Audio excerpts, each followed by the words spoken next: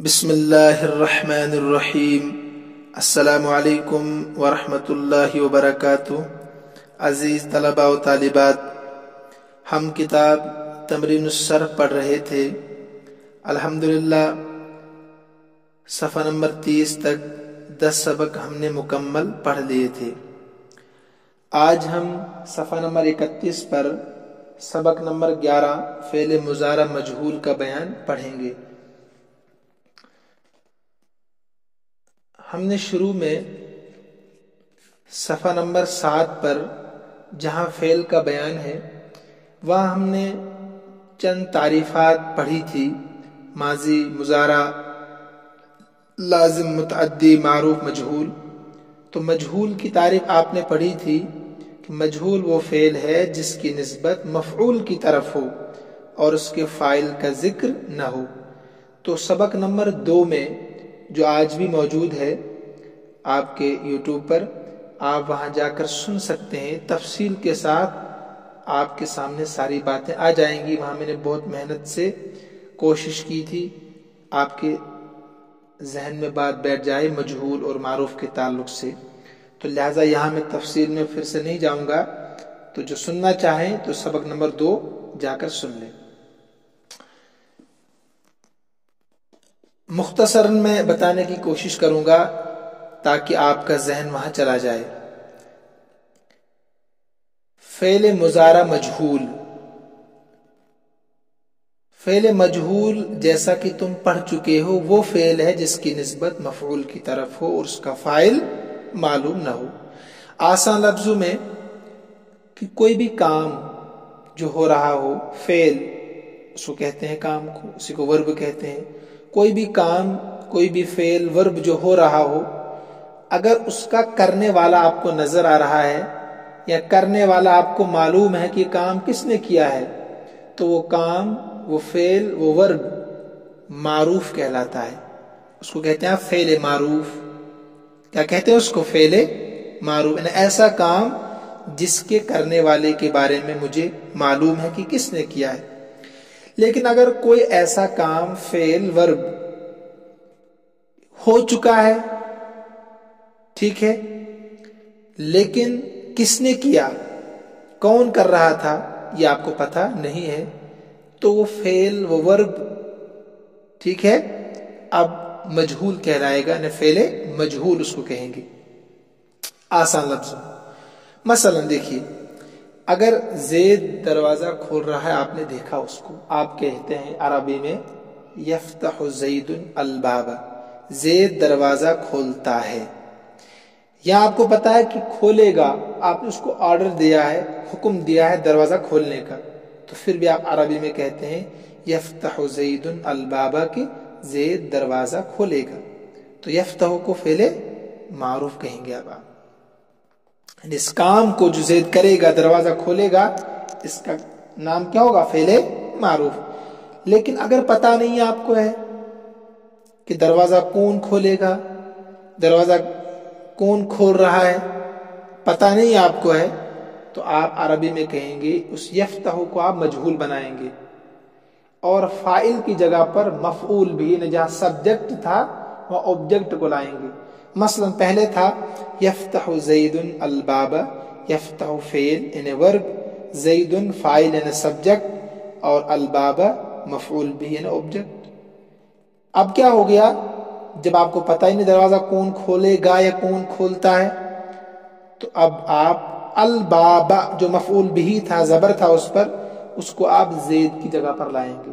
کیا بنے گا؟ اب یفتح بھی بدلے گا، یفتح، یفتح سے گیا یفتح، اور باب کی بجائے بابو ہو گیا، زیدن کی جگہ پر کیا گیا؟ اب البابو۔ تو اس کو آپ ترکیب جب کریں گے، آپ تو ترکیب بھی بدل جائے گی۔ اب ہوگا یفتح فعل مجہول اور الباب نائب فاعل ترکیب میں۔ پہلے تھا یفتح فعل معروف، زید فاعل، الباب مفعول بھی۔ اب الفاظ بدل گئے، ترکیب بھی بدل گئی، معنی بھی بدل گئی، تینوں کام بدل گئے، ہے نا؟ غور کریں آپ۔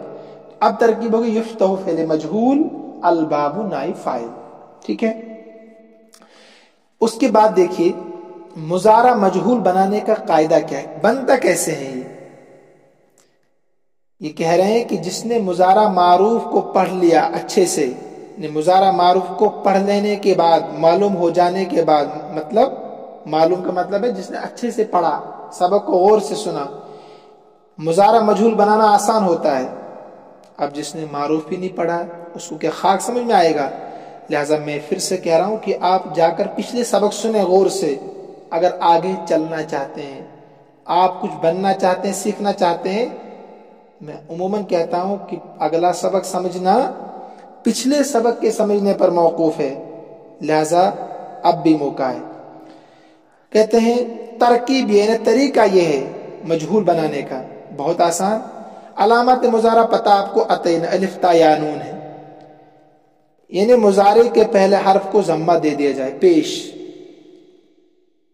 اور آخری حرف سے پہلے والے حرف کو فتح یعنی زبر دے دو تو مضارع مجہول بن جائے گا۔ مثلا فعل سے آپ نے بنایا یفعل، مضارع معروف ہو گیا نا۔ کیسے بنایا وہاں جا کر آپ پڑھ لیں، تفصیل بتائی تھی وہاں میں موجود ہے۔ تو فعل سے بنا تھا یفعل مضارع معروف، اب اسی یفعل سے بنانا مجہول، یہ بہت آسان ہے، یہ تو کچھ کرنا ہی نہیں ہے۔ علامات مضارع یا جو ہے اس کو پیش دے دو، اور آخر سے پہلے یعنی لام کلمے سے پہلے والے حرف پر کیا دے دو، عین کلمہ جو یہاں پر ہے اس کو کیا دے دو آپ، زبر دے دو، مجہول بن گیا۔ یاد رکھیے کہ پہلے علامات مضارع جو ہے اس کو آپ نے پیش دینا، اور آخر سے پہلے والا حرف جو بھی ہوگا، کوئی بھی ہو، آخر سے پہلے والے حرف پر زبر دینا ہے، مجہول بن جائے گا۔ سمپل، اتنا یاد رکھنا ہے۔ یعرف سے یعرف، یعرف سے یعرف، تیسرے حرف پر چاہے زبر ہو تو پھر تو کچھ کرنا ہی نہیں ہے، اگر زیر ہوگی تب بھی زبر دینا ہے، اگر پیش ہوگی تب بھی کیا کرنا ہے، زبر ہی دینا ہے، یاد رکھنا آپ کو ہے۔ تو یعرف سے یعرف، وہ پہچانا جاتا ہے، پہچانا جائے گا۔ پہلے تھا یعرف کا ترجمہ وہ پہچانتا ہے یا پہچانے گا۔ ینصر، ینصر سے ینصر، ینصر کا ترجمہ تو مدد کرتا ہے یا مدد کرے گا، ینصر ہو گیا۔ گردان پوری اس طرح ہوگی، نیچے لکھی ہے انہوں نے، مثالوں سے یہ بات بھی واضح ہو گئی کہ مضارع مجہول کا تیسرا حرف مفتوح رہے گا، جو میں نے بتایا ابھی آپ کو، آخر سے پہلا والا حرف اس پر زبر ہی رہے گا، اس کے معروف میں تیسرا حرف خواہ مکسور ہو یا مضموم ہو، چاہے پہلے اس پر کیا ہو، چاہے زیر ہو یا پیش ہو۔ تو زیر ہونے کی صورت میں بھی آخر سے پہلے والے حرف پر زبر، اور زیر ہونے کی صورت میں بھی آخر سے پہلے والے حرف پر زبر ہی آئے گا۔ جسے بتا دے یفعل میں تو یفعل ہو گیا، عین پر پہلے سے ہی زبر تھا، ہے نا۔ لیکن یعرف سے یعرف ہو گیا، را پر زبر نہیں تھا لیکن زبر دے دیا، را پر کیا تھا، زیر، یعرف تو زبر دیا کہ نہیں۔ دیکھیے ینصر صاد پر پیش تھا نا، تو صاد کو زبر دیا، ینصر ہو گیا، ینصر سے ینصر ہو گیا۔ یہ بتا رہے ہیں کہ اس کے معروف میں تیسرا حرف خواہ مکسور ہو یا مضموم، تیسرا حرف مفتوح ہی رہے گا۔ اب گردان نیچے خود پڑھ لیں آپ، ینصر ینصران ینصرون، تنصر تنصران ینصرن، تنصر تنصران تنصرون، تنصرین تنصران تنصرن، انصرون انصرو۔ تو ایک طرف آپ مجہول لکھیں، ایک طرف معروف لکھیں، پہلے معروف لکھیں پھر مجہول لکھیں، پھر آپ موازنہ کریں کہ وہاں کیا تھا یہاں کیا ہے۔ صرف ایک تبدیلی نظر آپ کو آئے گی لفظوں میں، کہ جہاں زبر تھا شروع میں وہاں پیش آ گیا، اور آخر سے پہلے والے حرف پر زیر اور پیش کے بجائے زبر ہی آئے گا۔ یہ تبدیلی آپ کو نظر آئے گی، اور ترجمے میں تو فرق پڑتا ہی ہے، وہ آپ کو پتہ ہی ہے۔ ترجمہ کرو، اصل میں یہ کام آپ کا ہوتا ہے، تمرین ترجمہ یہ آپ کا کام ہوتا ہے۔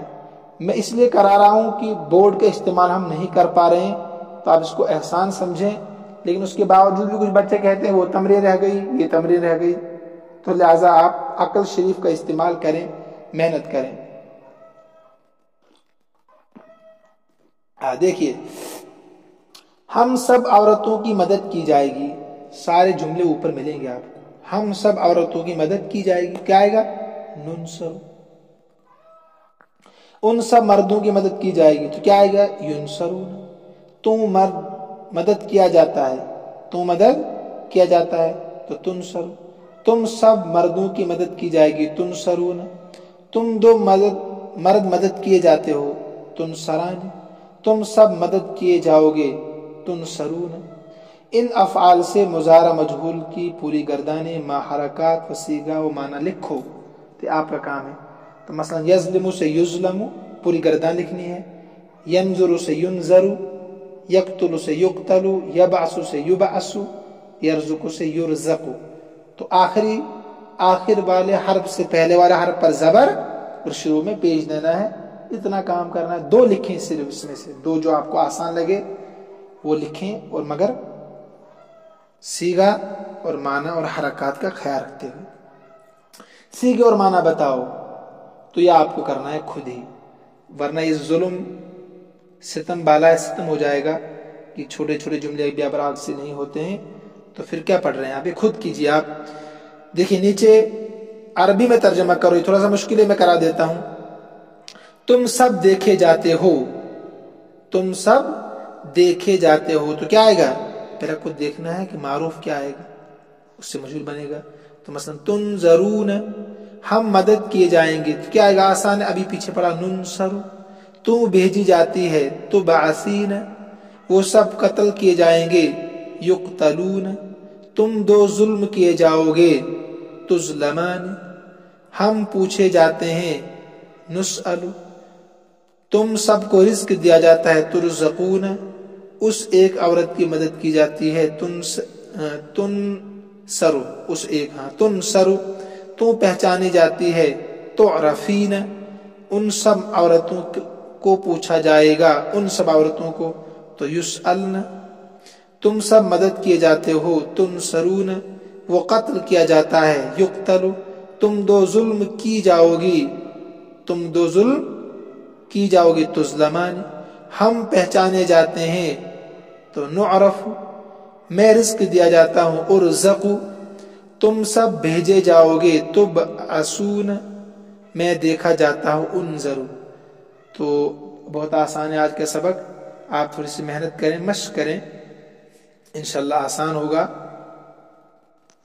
اصل میں ایک بہت دور جگہ پر آیا تھا، میں نے سوچا آپ کا نقصان نہ ہو، کل بھی نہیں پڑھا تھا آپ نے، تو ایک سبق میں 2 دن کے لیے بنا کر رکھتا ہوں تاکہ آپ کو بھی دقت نہ ہو، آرام سے آپ پڑھ سکیں، 10-10 منٹ کا۔ دیکھیے کل کے سبق میں شاید آپ یہ سمجھے نہیں، ایسے 2 جملے لکھو جن میں تثنیہ کے 4 صیغوں سے، یہ والا نہیں، اس کے علاوہ تھا کچھ اور۔